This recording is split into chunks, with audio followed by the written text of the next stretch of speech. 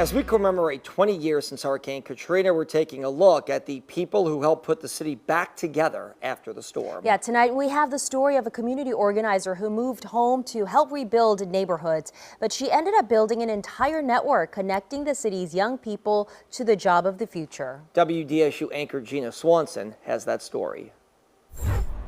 Welcome to the NOLA Tech 30.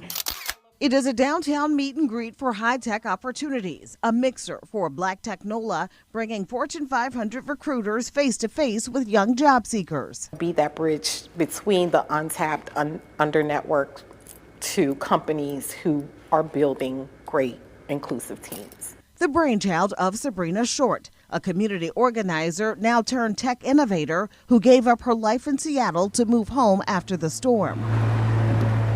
I didn't feel like I could stand by and watch from another area of the country while my city came back together. 6 months after Katrina's landfall, Sabrina and her family made their homecoming. The Short family moved back with a tall order to help people pick up the pieces. Helping people get back into their homes and saving our communities from being green spaces.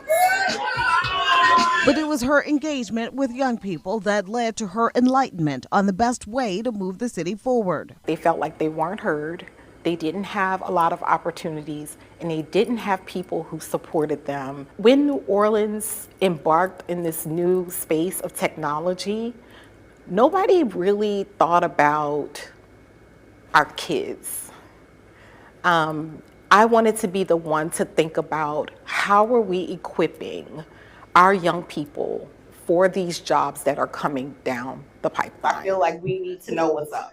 While she came back to help rebuild the community, she ended up carving out her own space, building a platform, an incubator, a launching pad for Black tech talent to land their first jobs or even major startup funding. It's necessary because poverty is a real thing in our community. You see, the best way to combat poverty is high-wage jobs, and many in tech don't always require a high-priced 4-year degree. It requires the ability to want to learn, the ability to want to make a change, build something, create something. That's a part of our DNA as a city. We're filled with creators and innovators.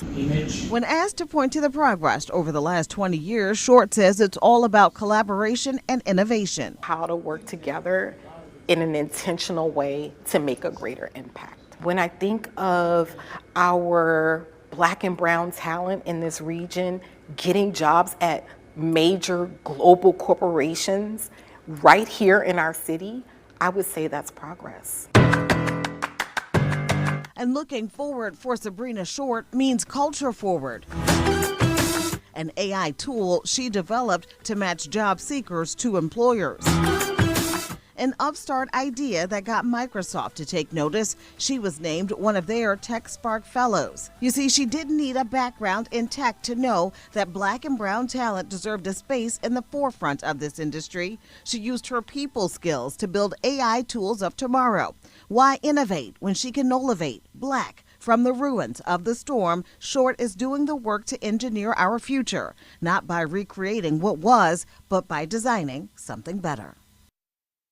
All right, Gina Swanson reporting there. And part of the mission for Sabrina Short is to keep young people engaged in tech programming with opportunities like the AI Summit and Hackathon, which is coming up in October at the Morial Convention Center. The summit is called Rhythm and Algorithm. It'll explore how New Orleans can use AI to protect and preserve its cultural economy. And all month long, we are taking a long look, talking about the past, present, and future of New Orleans and Louisiana ahead of the 20th anniversary of Hurricane Katrina. We have been airing stories all month. You can see them all by going and scanning that QR code or by downloading our mobile app.